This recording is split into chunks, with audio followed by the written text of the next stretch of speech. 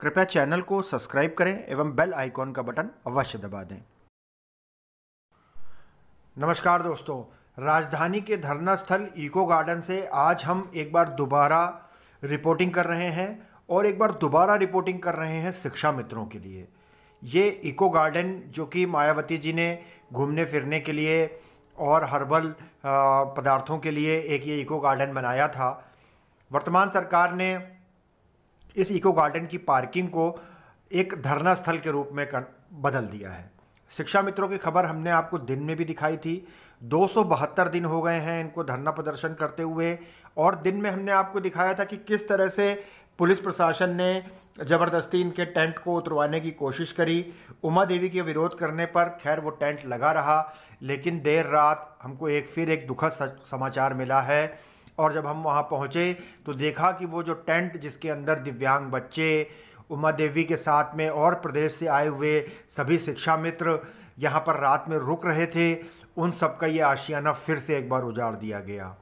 अब बताइए, इतनी ठंड में, जिस समय की ओलावृष्टि भी हो रही है, शीतलहरी चल रही है, ऐसे में पुलिस प्रशासन ने किसके दबाव में आकर के शिक्षा मित्रों का ये आशियाना उजाड़ दिया।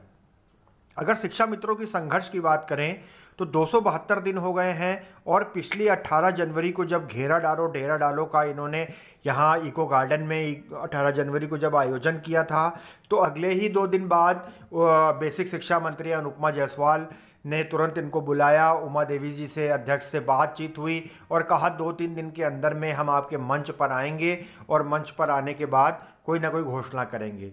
समझ में नहीं आता कि सरकार मना क्यों नहीं कर देती है। सरकार साफ साफ क्यों नहीं कह देती है कि 10,000 का अगर आपका मानदेय तय कर दिया गया तो सरकार उससे ज़्यादा कुछ करने वाली नहीं है, या शिक्षा मित्रों के बारे में सरकार कुछ सोचने वाली नहीं है।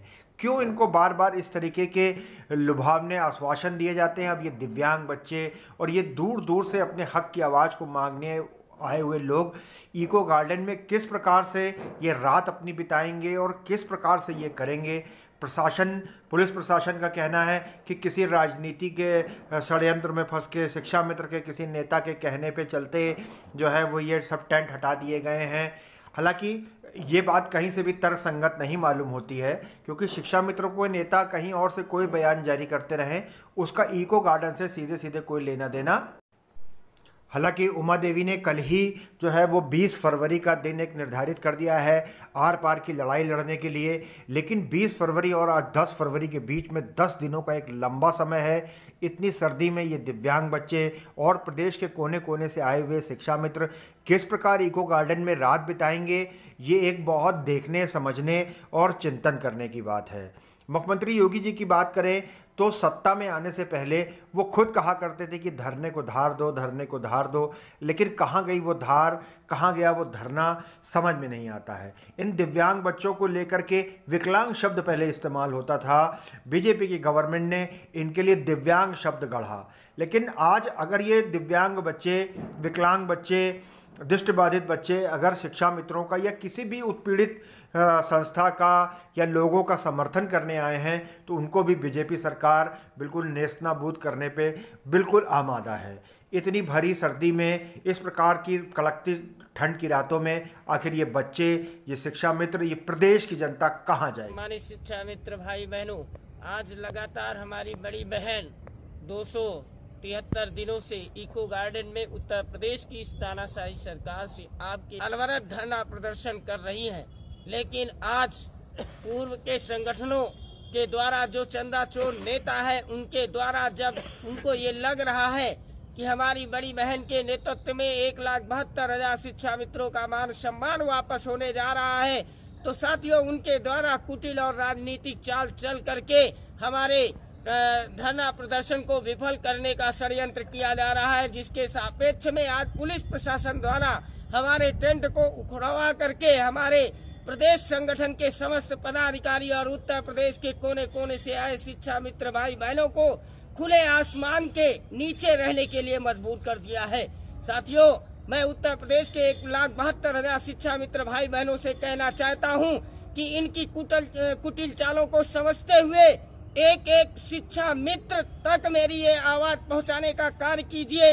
और उत्तर प्रदेश के 75 जनपद के पदाधिकारी जो आम शिक्षक शिक्षा मित्र एसोसिएशन के हैं, मैं सभी जिला अध्यक्षों से कहना चाहता हूं कि हमारी बड़ी बहन ने 20 फरवरी को उत्तर प्रदेश की इस तानाशाही सरकार के खिलाफ विधानसभा पे आंदोलन करने का जो निर्णय लिया है, उसी के सापेक्ष में सभी जिला अध्यक्षों को निर्देशित किया जाता है कि तन मन धन से जनपद स्तर पर ऐसी तैयारी कीजिए कि उत्तर प्रदेश की इस तानाशाही सरकार को मालूम हो जाए कि बड़ी बहन जब इको गार्डन से बाहर निकलेगी तो उत्तर प्रदेश ही नहीं पूरी राजधानी का चक्का जाम कर दिया जाएगा। ये सख्त हिदायत दी जा रही है सभी जिला अध्यक्षों को कि अपने पूरे ब्लॉक में दौरा कर करके और ऐसी तैयारी करो, एक एक शिक्षा मित्र को घर से निकालने का कार्य करो और उत्तर प्रदेश की इस तानाशाही सरकार और चंदा चोर संगठनों को बताने का कार्य करो। गाय के लिए और जो हमारे जिला अध्यक्ष पास के जनपदों के हैं, उनसे मैं निवेदन करूंगा कि ट्रकों में गायों को भर करके उत्तर प्रदेश की इस विधानसभा में गायों को ले जाकर के जाम करने का कार्य करो, क्योंकि ये सरकार गाय और भेड़ बकरियों की है, इसके आगे आदमी कोई मायने नहीं रखता है। साथियों, मैं कहना चाहता हूँ पुनः एक बार सर पर कफन बांध करके हमारी बड़ी बहन के नेतृत्व में उत्तर प्रदेश के एक एक शिक्षा मित्र को घर से निकालने का कार्य कीजिए और उत्तर प्रदेश की इस विधानसभा को जाम करने का कार्य कीजिए, क्योंकि हमारी बड़ी बहन ने तय कर लिया है या तो शिक्षा मित्र का मान सम्मान वापस होगा या फिर ये बहन ये विधानसभा के सामने ऐसा प्रदर्शन करेगी। धरने का 272वां दिवस। मैं उमा देवी इको गार्डन से उत्तर प्रदेश के समस्त भाई बहनों से मात्र एक ही बात मैं कहूंगी कि आज भी अगर आप लोगों के पास जरा भी अकल हो तो एक चट्टानी ताकत की तरह उभरने का काम करिएगा और बगले झांकना बंद कर दीजिए, वरना बगले झांकने में आजीवन बगले झांकते रह जाएंगे। क्योंकि मैंने उस दीपक को जलाया है जिस दीपक को चट्टानी एकता के नाम के रूप में पूरे विश्व ने मुझे अपना आशीर्वाद दिया। उस आशीर्वाद में यदि आप अपने विजय श्री को नहीं ले लेंगे तो ये क्रूर गवर्नमेंट, इसका अंजाम आपके सामने दिख रहा है और उन संगठन के नेताओं की जो करतूत है आपके सामने खुल के आ रही है। क्योंकि मैंने इसीलिए चश्मदीद गवाह बना करके मैंने 4 बार भाइयों से पूछा कि भाई वह कौन सा व्यक्ति है जो शिकायत कर रहा है। नाम आया, मैंने पूछा खुल के कि संगठन के कि राजनैतिक, बोले नहीं राजनैतिक नहीं, आप ही के लोग संगठन के लोग ऐसा कर रहे हैं। बड़ी विडंबना है, जो दम्भ भरते हैं न्याय दिलाने का, जो ज्ञान की कुंजी बांटते हैं सबको अमर जीत दिलाने का। अरे बेवकूफ हो, तुम्हारी अपनी खुद की गरिमा कहाँ गई, जरा विचार कर लो। तुम इतनी लाशों के बाद आज भी अपनी कुटिल चाल में खेल रहे हो और इस नादान भोले भाले शिक्षा मित्र परिवार को अपनी शिकंजे में कस रहे हो। जरा विचार कर लो उन लाशों पे, जिस घरों में अनाथ बच्चे आज भी अपने माता पिता का इंतजार कर रहे हैं, बूढ़े माता पिता अपने बेटा बेटी का इंतजार कर रहे हैं और वह परिवार सूना हो गया। जिस बगिया में कभी खिलखिलाती हुई हंसी निकलती थी, किसके वजह से? तुम लोगों के वजह से। और आज भी मैं 9 महीना से जो खड़ी हूँ यहाँ पे इस इको गार्डन में, मैं अपनी आवाज को दे रही हूँ। उस आवाज में भी तुम लोगों ने अपने सारे कर्म कुकर्म कर लिए, कुछ बाकी नहीं छोड़ा है। चाहे वो ऑडियो का माध्यम हो, चाहे वीडियो का माध्यम हो, चाहे यहाँ इको गार्डन में खुद अगर आए हो या किसी नुमाइंदे को तुमने भेजा है तो कुछ न कुछ गतिविधियां ही तुम लोगों ने करवाई है। उस ऊपर वाले से डरो, परमात्मा से डरो।